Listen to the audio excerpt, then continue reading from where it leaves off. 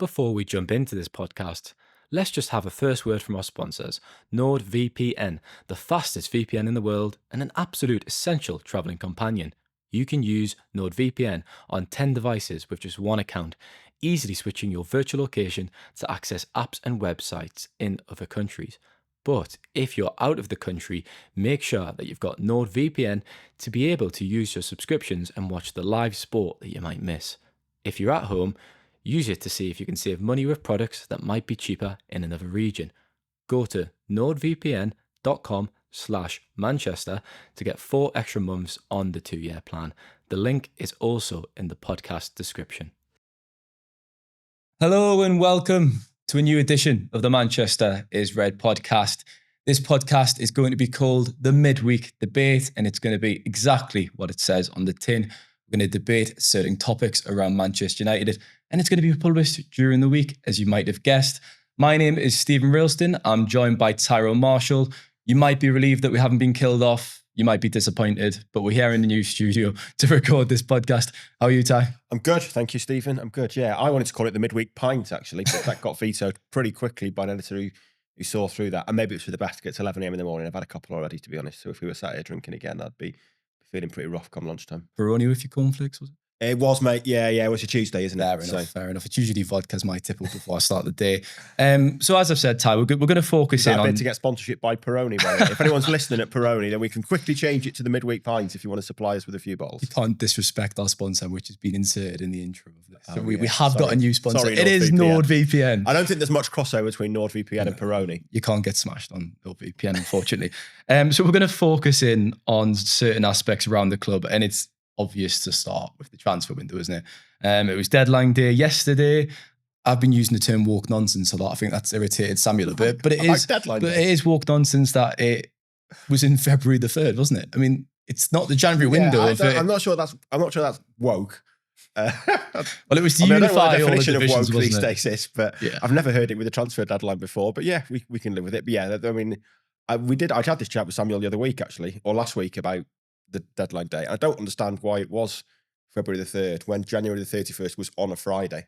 Well, if the 31st is on a weekend, then fair enough. But when it's on a Friday, I don't really understand that. But it was supposed to unify, I mean, all the European divisions. But then the Dutch division, their transfer window shuts tomorrow. Today as we're recording it on Tuesday. So Tyrone Marshall still yet to be confirmed. We'll get into that, I presume. But what was the point then if the Netherlands have just got their transfer window? Well, it's like when the Premier League changed the summer window the other year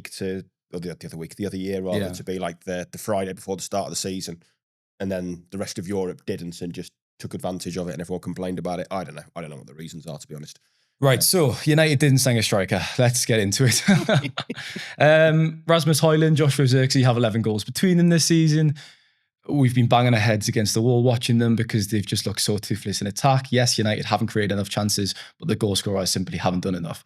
Mateta, for example, he's got 2 more goals than both of them this season. And he dances to Vega Boys, boom, boom, boom, when he scores. Exactly. What a guy. He's a proper Barclays striker, isn't he? The fact he tucks his shirt in as well. I mean, he's so old school. I love him. I was surprised they didn't sign a striker. We've got to debate it because, I mean, the money's been tight. They could have done something. Matthias Tell was an option, wasn't he? A bit of a loan fee going on there. He's eventually joined Tottenham, but I'm not convinced he was the solution. Well, it depends what you're looking for a solution, because essentially what you're looking for is someone who's better than what they've got. And I don't want to say it's hard pressed not to be better than what they've got, but let's be honest, Højlund and Zirkzee are having disastrous seasons. So I'm losing count of this stat now, but I think it's 20. Højlund's failed to score in 25 of 30 games this season. Zirkzee's failed to score in 31 of 34. I mean, that's hopeless, isn't it? Let's be honest. They've been really poor. They've been really, really poor, and they're getting worse. December the 19th was the last time either of them scored. And it's pretty disastrous. And it's hard to see how the season can't be a success in league terms, but there's still things to play for. I mean, a Tell situation, no one can, I don't believe a lot of the people who were desperate for him yesterday have seen him play much, because he barely plays much. So it's hard to tell. It's hard to tell. But there's clearly a player there, and he would at least have offered something different. He's scored against United. Okay, low bar at the moment, but Bayern Munich paid a lot of money for him. He can't get in the team ahead of Harry Kane. There's no shame in that. there's clearly something there. And United, He would have been a fresh face, wouldn't he? I think that's the bottom line. Something different, someone to compete with Højlund, someone to start games, to just offer a different threat, who comes in with a bit of confidence. United are saying they don't want to pay $5 million to develop another team's player with no option. Tottenham got the deal done with an option. What's going on there? I just refuse to believe that there wasn't someone out there who could have improved this team. I think that's the most important point. If Tell wasn't the man, which he might end up being, and we'll see it develop in the next few months with Tottenham, he could be rubbish. He could be brilliant. He could score 10 goals. There is obviously bound to be someone out there who could have improved that attack. Yeah. And the kind of notion that there wasn't, it's just nonsense. There is staff at the club who are paid to find these players. They needed an Odion Ighalo type signing, didn't they? Someone like that. Not so much a Wout Weghorst signing, but someone like Ighalo who can maybe score 8 or 9 goals. Get creative in the market. That's what you're paid to do. Well, a couple of years ago, Christian Eriksen got injured on, was it January the 30th, maybe? Against Reading, yeah. Against Reading. Within 24 hours, they signed Marcel Sabitzer on loan, who was a really good addition. That was proactive, good work in the market. And all right, Weghorst came in on loan that year, was a bit of a disaster.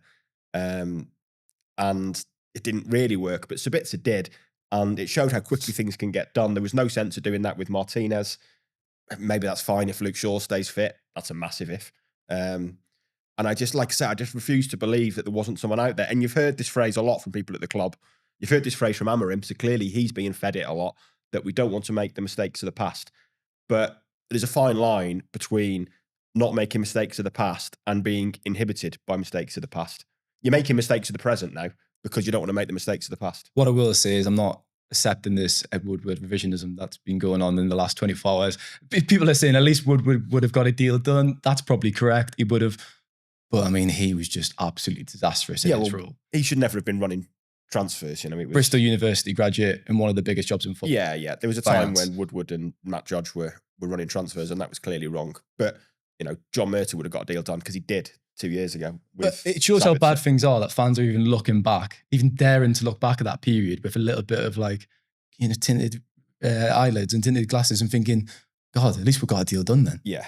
Well, the problem is that they've you know, I wrote a piece on this today. I've wrote a piece on this previously.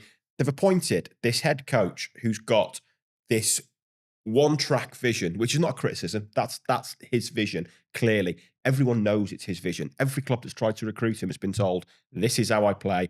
I'm not changing. United have looked at that and gone, fine, we'll have that. We haven't got a squad suitable for it, but we'll have it. Also, we've got no money to buy you any players suitable for it. It's wasting everyone's time. What's the point? And why did they appoint him in November when they've got no money in January? It's a waste of time. He wanted the job in the summer. Why is he not getting the job in the summer? It's a mess. And all it's doing is eroding his own, almost the trust within the squad of his methods, because they're playing a system that doesn't work and it's proving disastrous. I just don't understand why they wanted him in November to then tell him that essentially I almost put this in the piece this morning. I thought it's the wrong phrase, but essentially they guilt-tripped him into taking the job in November. They gave him an ultimatum that said, if you want the Man United job, it's now or never. And he said, well, I do, so I'll do it now. And he said very publicly, I'd have rather had the job in the summer. And this is why he wanted the job in the summer. Well, is this, to counter that point, is this not the best time to take this pain? Because United are 13th in the Premier League, -6 goal difference. They're not going to do anything this season in the league. And it almost feels like Ineos have just accepted that this Premier League campaign is a write-off. You can argue that's unacceptable because it's, as pundits say, it's Manchester United we're talking about here. But that's what it does feel like. And the Europa League is the only thing that can really salvage it now. They could win the FA Cup. It would be fantastic, especially to retain it. But the Europa League gets them back in Europe. So really, they've got to focus on the Europa League.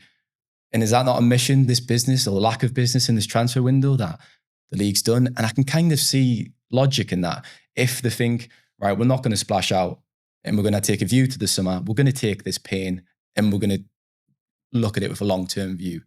But then having said that, it just feels wrong, doesn't it, that a club of United stature could do that? Yeah, I mean, you're right. The league is done. They're going to finish in the bottom half. I've been saying that for 2 months.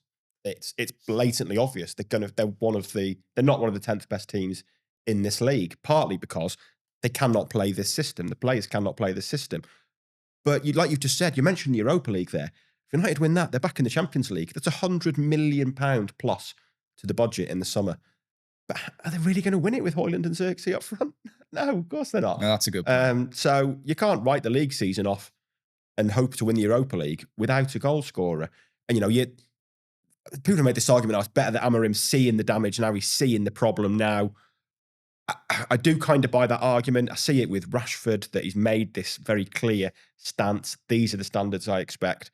But these results aren't happening in isolation, that then you reach the end of May and you say, right, that didn't happen. Wipe that from your memories. It doesn't work like that. It's damaging confidence, it's damaging belief, it's damaging the players.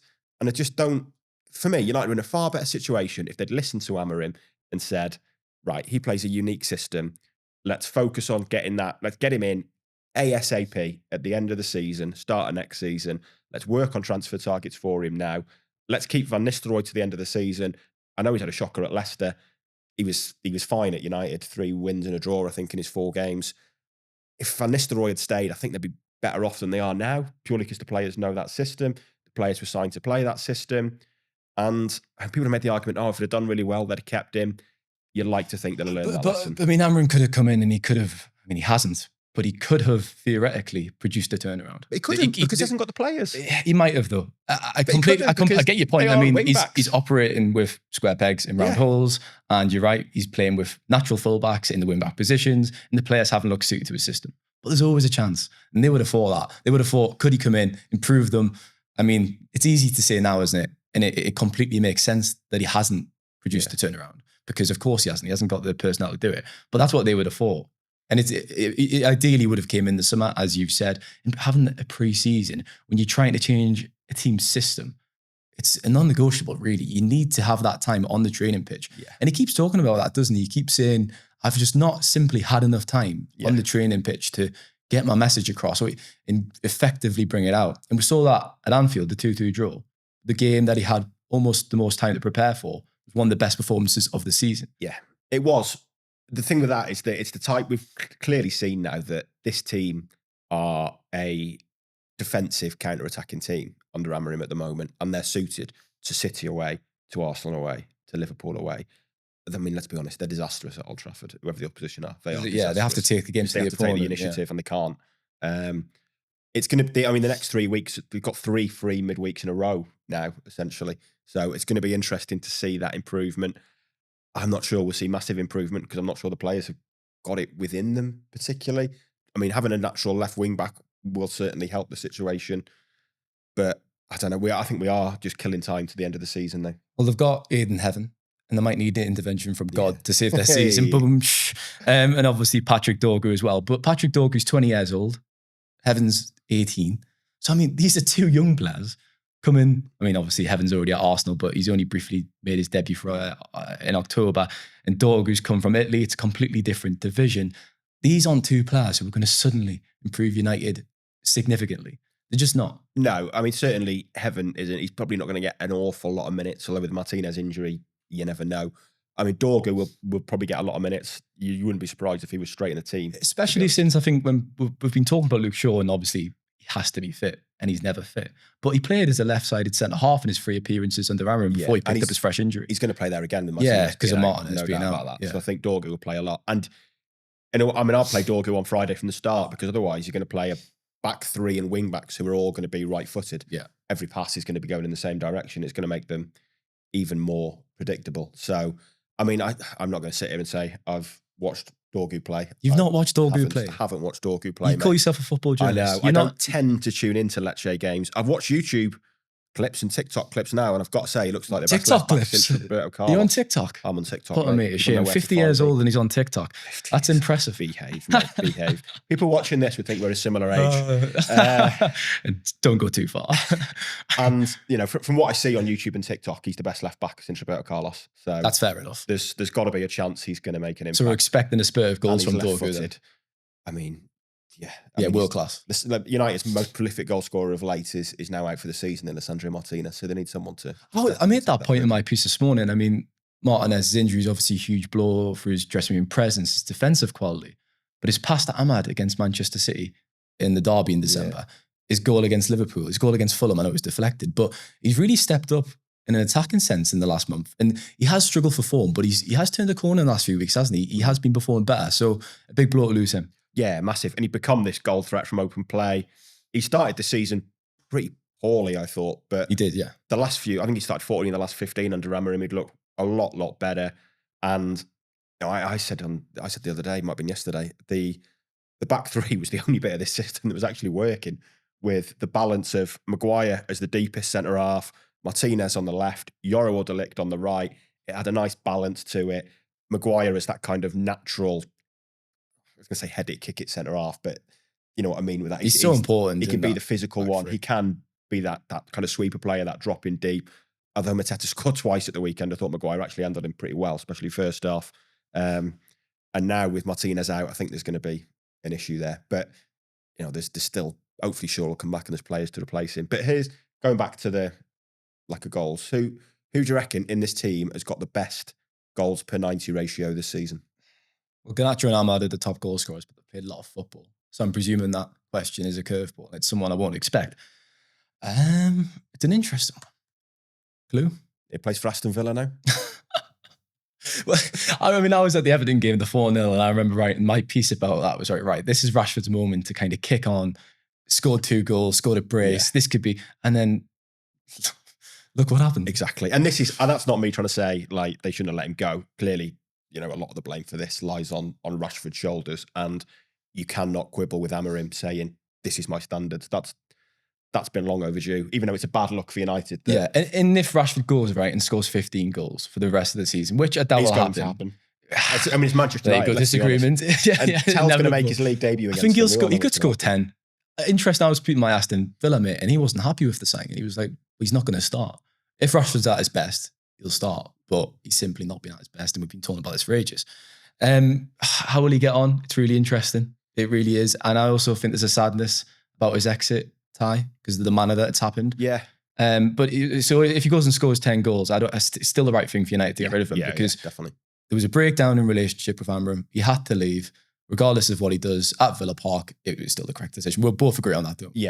Yeah, agree on that. And the only reason I mentioned the fact that he's got the best goals per 90 in the squad is the fact that a team that almost literally can't score goals, a team that are terrible in front of goal, have let their best goal scorer go and not replaced him in the middle of the season. So I know, you know, when people at United say, well, you know, Anthony and Rashford have gone, they've been peripheral under Amorim, they've barely played. Rashford hasn't played since mid-December. I'll look at the results since mid-December. Like, it's not exactly, it's, you know, that's not an argument when you look at the results recently and they're as bad as they are. This team are in 13th. So, you know, saying, oh, he's barely played in a poor team. So that I think they just needed someone, and the fact they didn't get someone is poor. And I wouldn't be surprised if Rashford did well for Villa, purely because of that. It's felt for a long time like you need to change the scenery. You're right. There's become this kind of Sterling-esque scepticism around him, but he's still only 27. It's 2 years since he got 30 goals in a season. There's still a good player there. I wouldn't be surprised if he did well for Villa, and I wouldn't be surprised if Matthias Tell scores in his Premier League debut for Tottenham against United.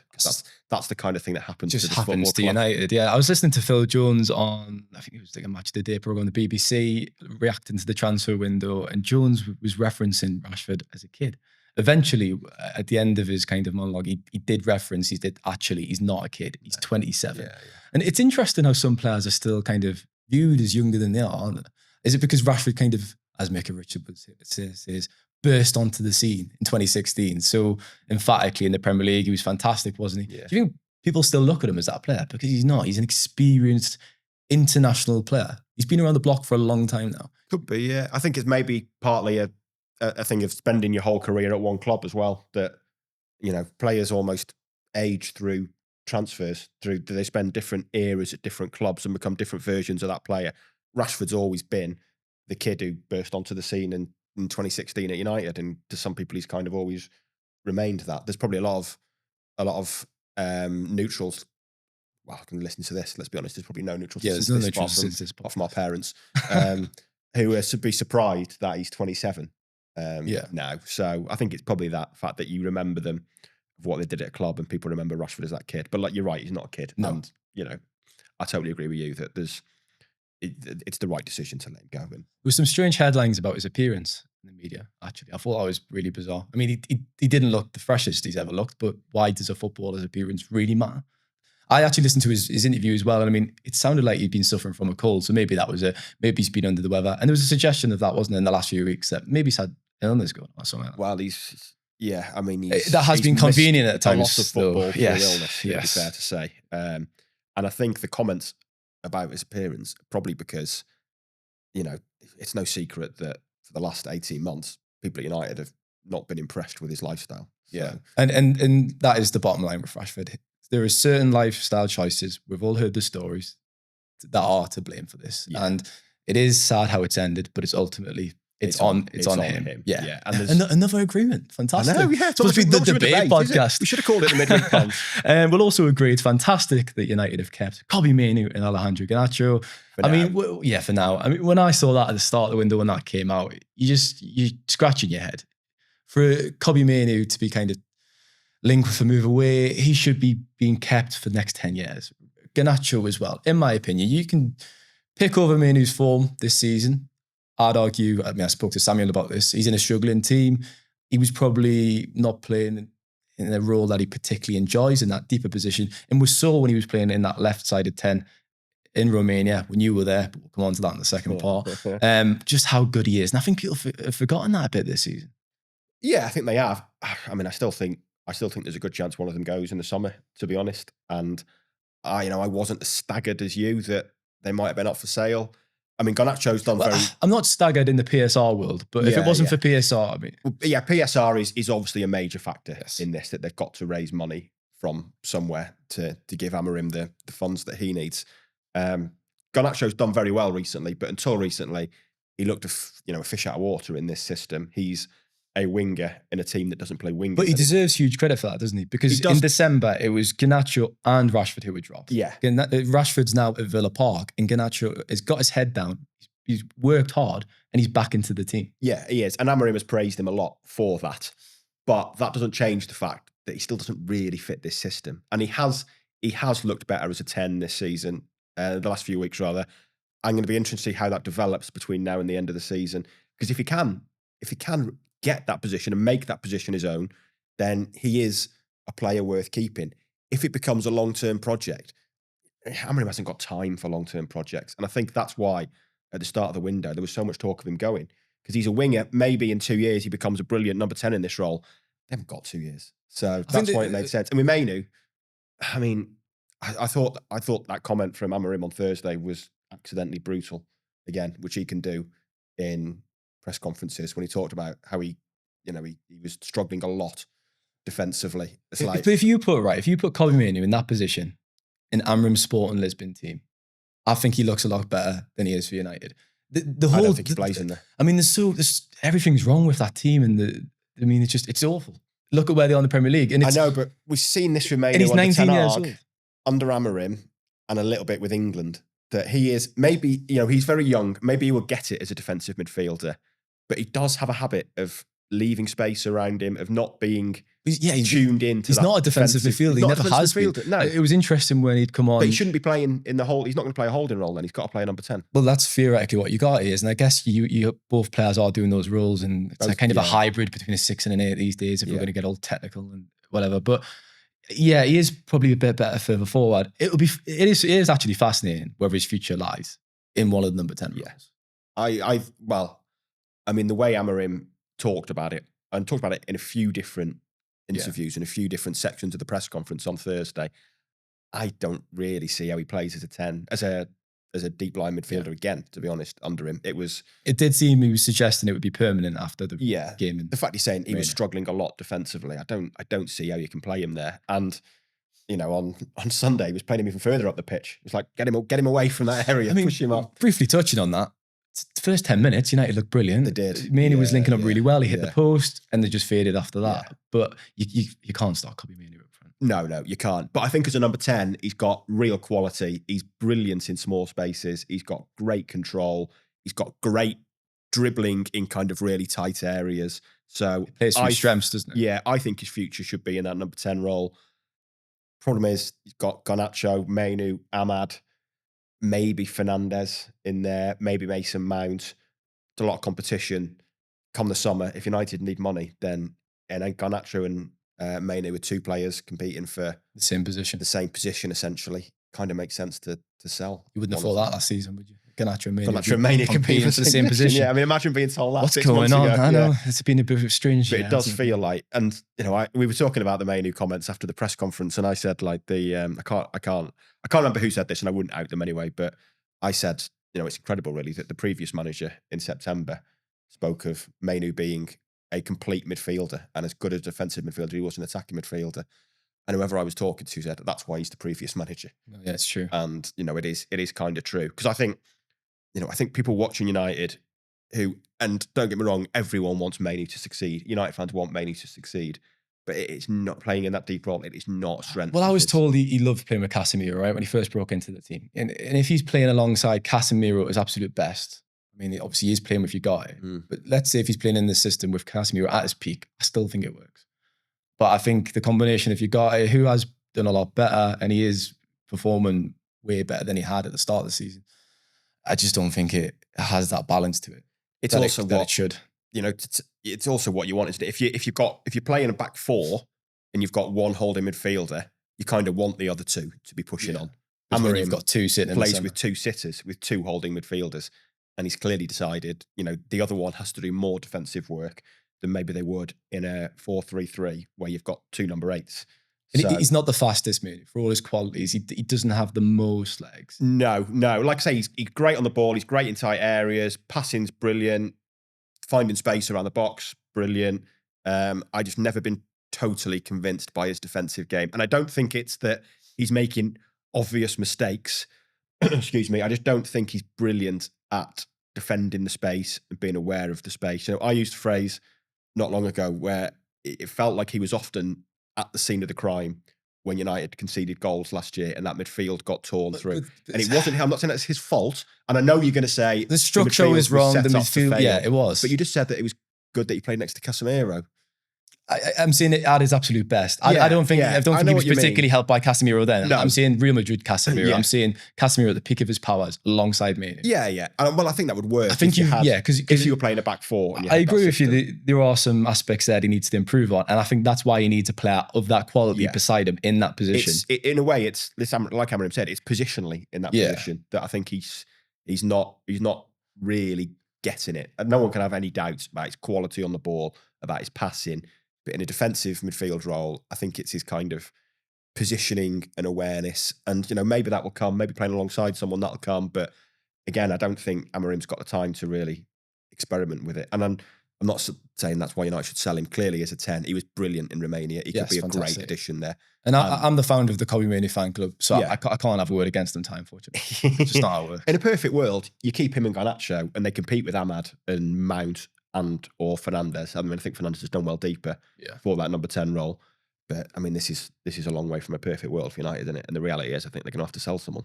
Nothing is perfect at the moment, but it is if you drink the Peronis before 10 a.m. I reckon it makes the world. So. Yeah, outlook on life. They've got the message yet. we need to tag them in this, don't we? Alcoholics Anonymous, I think, coming up. Right, we'll leave it there for part 1, and we'll be back in a moment for part 2.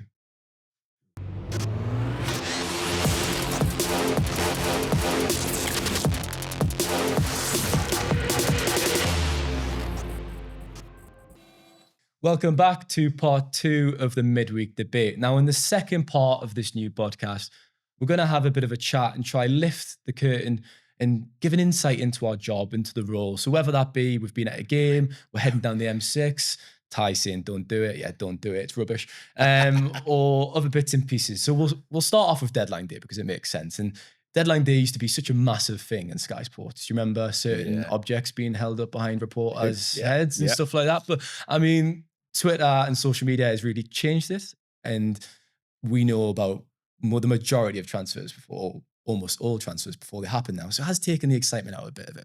But should we discuss what it's like as a journalist on deadline day? So what shift, we'll start off with shifts. What shift, quote unquote, shift were you on yesterday? 9-5. Right, so you were on a 9-5. I was on the late, which was a 4-12.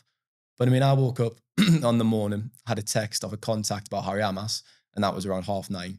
So I had to check in on that and file something. Mm. So it just shows you're basically working outside your hours the whole time. Do you want to kind of walk through your day and how it developed? Yeah, I mean, it helps a little bit here with the fact that we've got a good team of reporters. So on United, for example, there's me, you, and Samuel, and you can kind of cover the whole day from 8 a.m. 7 a.m. till 12 o'clock, really.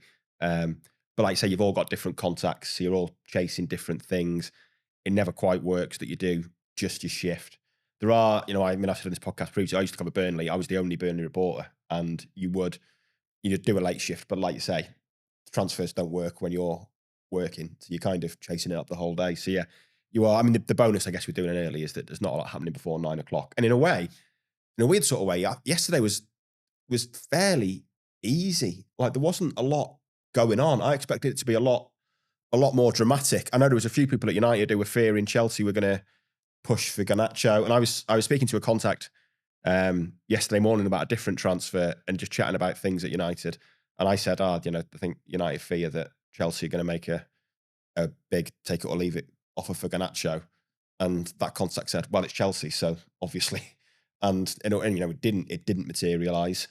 Talon and Kunku were both done, dusted, off the table by kind of mid to late afternoon. As a fan, you hate that, but as a journalist, you quite like that in terms of it's an easier afternoon for us. It was communicated relatively early in the day. Nothing was going to happen. Nothing was going to happen. And if you're me sitting on the late shift, you're thinking that's quite convenient. At that point, I just had to tidy up the academy bits. But it is a relief for us from a journalistic perspective. You'd obviously like to see them make signings and get an exciting striker in. We've just discussed they needed a striker. Yeah. But from a selfish point of view, get our feet up, have a coffee. Makes the day easier. And like you say, there's no kind of suspense in transfers now. There's a few people who do transfer reporting and do it so well that they've essentially cornered the market, and you don't get any surprises of the likes of the I think of Andy Carroll going to Liverpool and Torres going to Chelsea that deadline. Those were the days, though, weren't they? It was fantastic. I remember following that on Twitter. I was a news journalist then. I remember being in office following it on Twitter and like, what is going on here?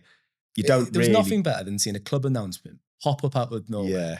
And I mean, we're part of the band that spoiled it, I suppose, because we are literally tasked with breaking the news. But it's the thing is with the digital era. age as well, you're writing about every stage of a transfer to the point that where it's the least interesting aspect of Dorgu's transfer was when it was confirmed, because it'd been written about so often that it was boring by then. Because you're doing stories. Fans want like the strangest of updates, don't they? They want to know when they get on the plane. They want to know when they land. That's why we write 10 stories about every transfer. That's why talks are progressing. There's been a breakthrough.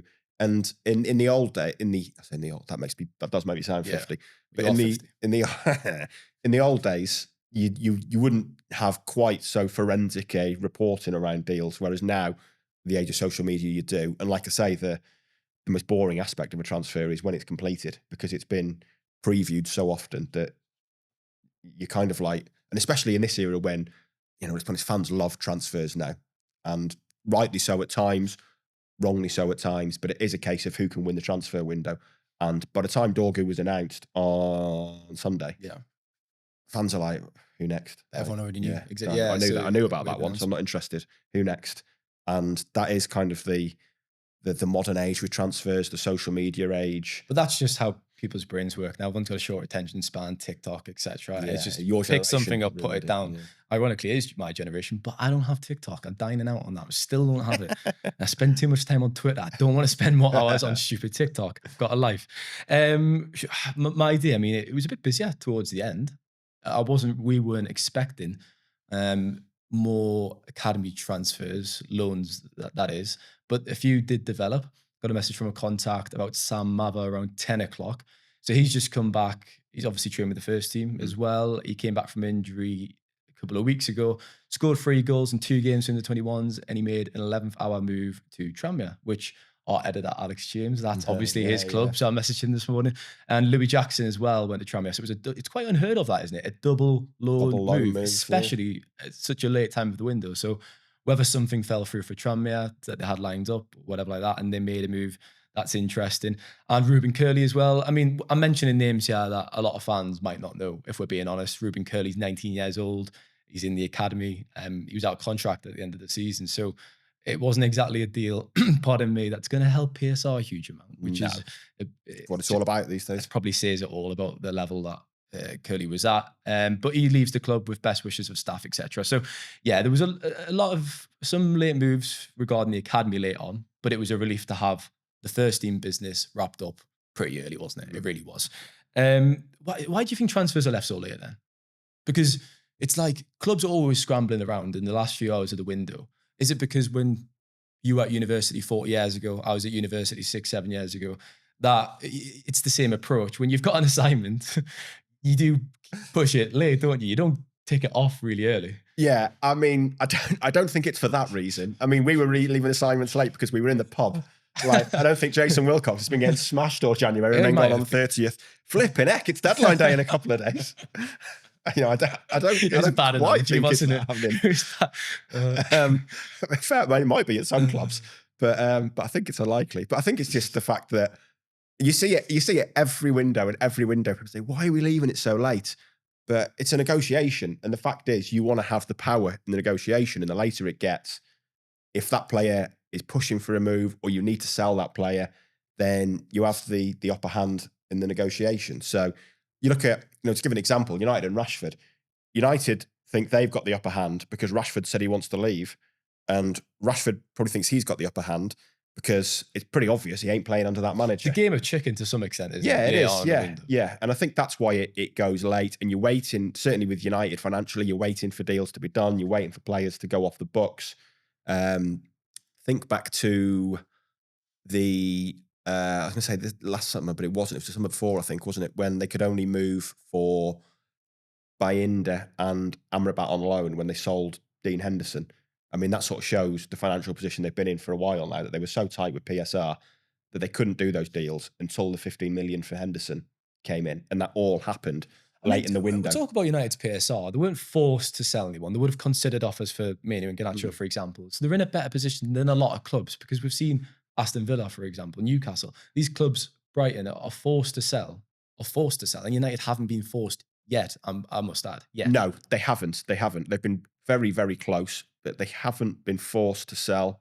And, you look, I was trying to calculate it this morning. I reckon the wage bill is about £1 million a month lower now than it was at the start of the month, with Anthony and Rashford going, Malacia and Dorgu probably on a similar level wage-wise.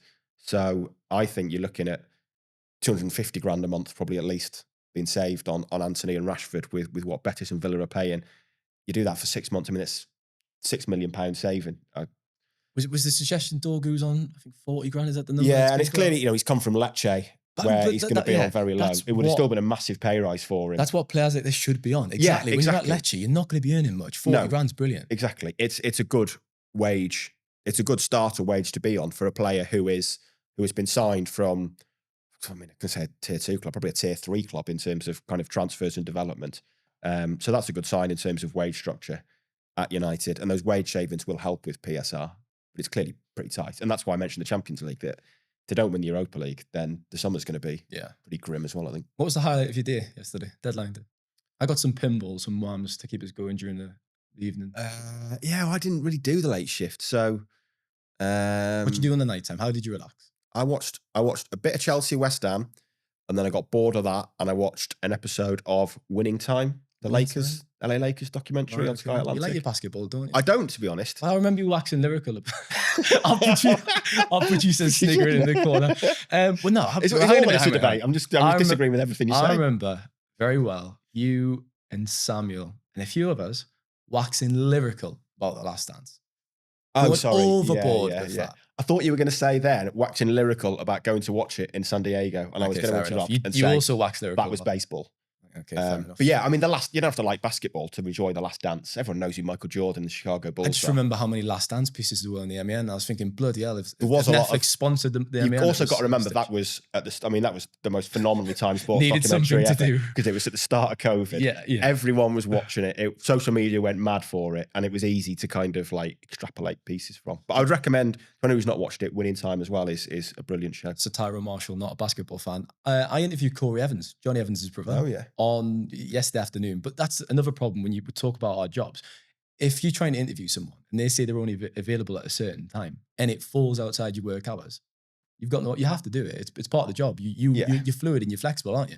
Yeah, think, you've got to be to a and degree. I think fans look at it and there are obviously fantastic parts of the job, speaking to players in the mix, or traveling and going for pre-season tours, going to games each week. It's all a privilege. It's a huge privilege, but there's certain sides of the job that fans probably don't see and understand. No, exactly. Well, I remember setting up an interview with Richard Eckersley, who some fans will remember, and some fans will have since read a piece on the MEN by our colleague George Smith, which did incredible numbers of page views about how he's now running this this farm shop essentially down in Woke nonsense in Devon. Woke nonsense, yeah. That is a meme, just to clarify. Everyone, people will be familiar after listening. They'll be familiar. It was a great story, and I saw George do it, and I looked at it, and I thought, sure, I've done that. I remember speaking to him.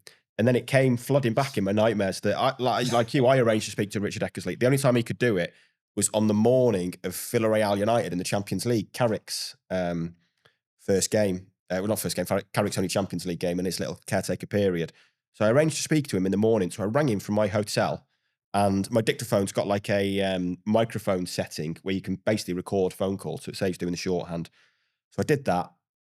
Thought, brilliant. Went to type it up, pressed the wrong setting, and I could only hear this faint echo. Couldn't transcribe any of it. Tried to rearrange with him, and I think it just went by the wayside.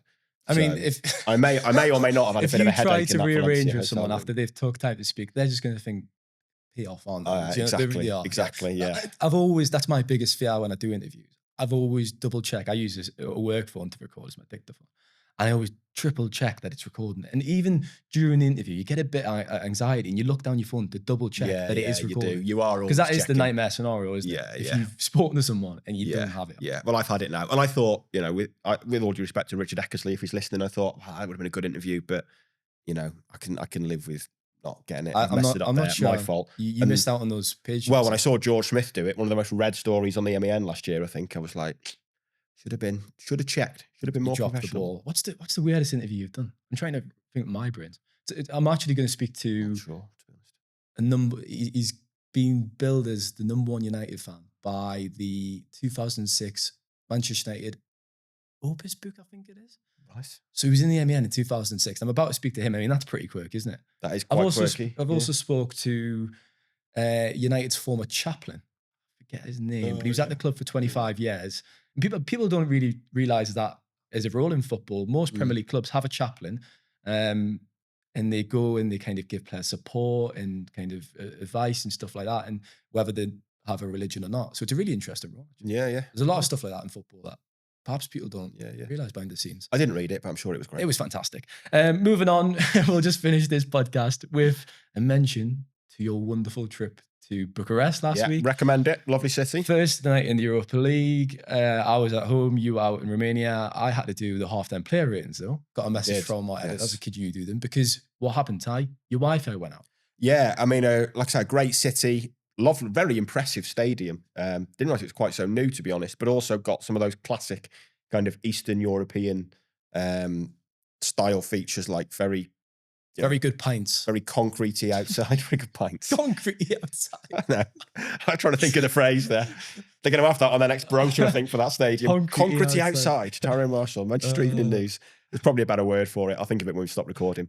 But seriously, impressive stadium. Get up there. Wi-Fi, bit slow. So they had different Wi-Fi in different areas of the stadium. So the press room was like 6 stories down from the press box. They had to have different Wi-Fi. Only steps, so steps up and down. Journey you're only doing once. Feeling the burn in the legs afterwards. Get up to the press box hour before kickoff. Wi-Fi slow, but okay. About 15 minutes before the game, just dies completely on me. A few of us found it all right. A few others just couldn't get it working. So I stuck it out, but I messaged Ross, our editor, and said, can't get the Wi-Fi going at all. So was writing bits on Notepad, basically, on the Windows Notepad during the first half. You had to do the ratings. Couldn't put any colour in the blog from the stadium because it could not get anything to work. Never. I was providing a lot of colour from home. You found a lot of colour from home. From Salford, yeah. I mean, I don't think I've ever had a situation where the Wi-Fi's been that bad at a game. And in the second half, basically, especially with it being a night game, you've got file on the whistle. It's very tight for getting things in the paper. So a few of us had to go down in the second half and watch it in the press room. So, I watched the end of the game in a windowless press room in the bowels of the stadium on a tiny telly, sat maybe 15 feet away from this telly with Romanian commentary. I mean, how underwhelming is that when you make the trip, right, to Romania, to Bucharest, fantastic stadium, and you have to go down in the bloody press room to... It's frustrating. And a few of us were talking at half time, and I was talking to someone from the club who writes for the club, actually, who had the same issue, and saying you want to be up there, A, to see the bigger picture, but also this is why we get sent to games. You know, we could do it off our TVs at home, but you get so much more from being there. It's not the same. So I wanted to stick it out for as long as I could, but at the same time, you've got a duty to file. So yeah, I had to go down, and I mean, watching the game, I couldn't tell who was who on this telly. It was so small. And obviously the commentary's in Romanian. Anytime something interesting happened, I'm getting up, stood under the telly. It was Kobe Mainoo who scored and Diego Dallo. Dallo scored the opener. Did you realise that? No, I said it was Garnacho and Hoyland. There was a bit of that going on. Hoyland scores a goal. Come on, yeah. You must have been drunk. You must have had the Pilsners out there, yeah. So yeah, it was an interesting trip because of that. And when I booked the travel, I didn't realise it was a 10 p.m. kickoff local time. I think it would have been. Why was that? Was it just because of our time across? Yeah, I think it was because of the last. So it would have been one of the ones that's a 5:45 game. Yeah. Because it was the last group game and they're all kicking off at the same time. It was 10 p.m. So it's a long day in the day, and then I'd booked my flight for 8:35 the following morning. So I had like 3 hours sleep. I was saying to someone last week, my wife bought me a Fitbit for Christmas, which will leave the potential subliminal messages from my wife there for now. Thanks. But what it does as well is record your sleep. Records what? Records your sleep when you're actually asleep. And it showed, because obviously we did Fulham on Sunday, and with being away for 2 days in the week, I thought I'm gonna do the honourable thing for my family and drive home. So I gave Samuel and Rich Fay, formerly this parish, a lift home. So surprised I could do the car made it. So the car's doing well now, actually, mate. It's back in fine fettle, much like me. So drove back from that, got up for the school run, check out the Fitbit, 3 hours, 17 minutes of sleep. Monday night, all right. Tuesday night, flight from Manchester was at 5:55 in the morning. 4 hours, 15 minutes sleep, I think. Night after the press conference, obviously a quiet night, straight back to the hotel and to bed, do a bit of research. I'm a professional after all. So a reasonable night's sleep. Then the night after the game, you know, the game's at 10. By the time you finished, it's 1 o'clock at best. I think I got back into the hotel room about 1:45 and was up at 5:30, I think, to get a taxi to the hotel.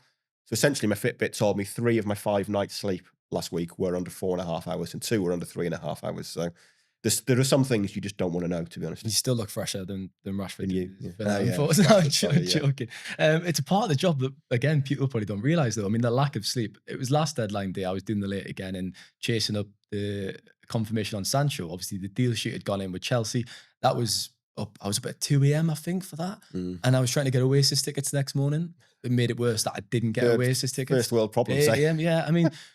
you think about the away games we do, though, and if it's a late kickoff, there was a terrible spell last year around April, springtime, when me and Samuel and Rich were driving back from Chelsea, and it was an 8 o'clock, 8:15 kickoff, getting back at 6 a.m. There were a lot of long journeys on there, and a lot of bad night's sleep. There are a lot of long journeys and bad night's sleep. And like you say, these European trips, you almost always end up with really early flights. And you know, I booked that flight back because I thought, after a game, you just want to get back, really. There's a few others out there who had booked a direct flight back from Manchester, which was like 10:30 on the Friday night. I just thought, I don't want to spend the whole day in Bucharest. You know, it's a 10 p.m. kickoff on Thursday.